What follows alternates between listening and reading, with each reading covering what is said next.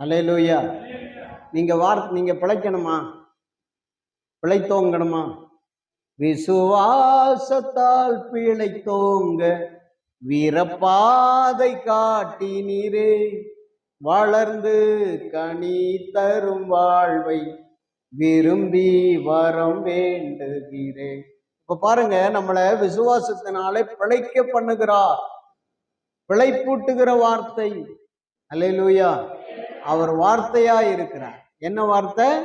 பிழைப்பூட்டி விசுவாசத்தில் பிழைத்தோங்க பண்ணுகிற வார்த்தை. உலகத்துல இருக்கிற எந்த மனுஷன் பிழைக்கிறானோ பிழைக்கலையோ, எந்த சந்ததி பிழைக்குதோ பிழைக்கலையோ, இயேசுவின் வார்த்தையை சுமந்து வாழ்கிறவர்களை எந்த சூழ்நிலையிலையும் பிழைப்பூட்ட வல்லவராயிரு. அல்லேலூயா. இரண்டாவது யோவான் 1 யோவான் 1ஆம் அதிகாரம் 1ஆம் வசனத்துல 1 யோவான் 1:1 படிங்க.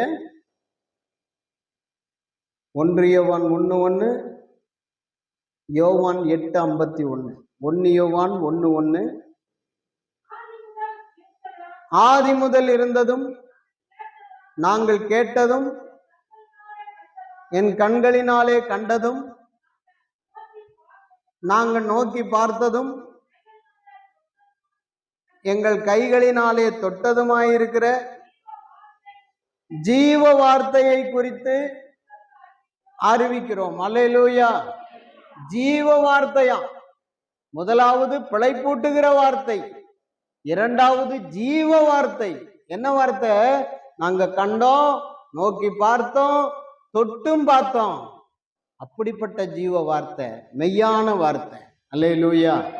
அப்ப ஜீவ வார்த்தை என்னதான்? யோவான் 8:51. யோவான் 8:51.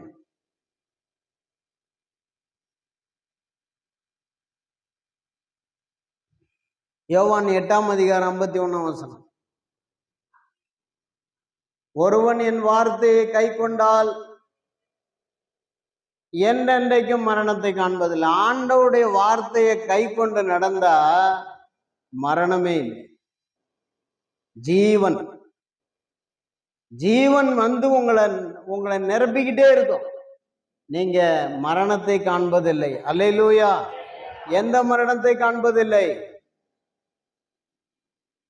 அக்கினியின் கந்தகம் ஏறுகிற கடலாகிய 2ஆம் மரணத்தை நீ காண்பதில்லை. ஆத்தும மரணத்தை நீ காண்பதில்லை. ஒருவேளை கர்த்தருக்கு சித்தமானா நீ மரணத்தையே காணாமல் கர்த்தர் வருகையில அவரோடு கூட எடுத்துக்கொள்ள. அல்லேலூயா. என்ன வார்த்தை? ஜீவ வார்த்தை.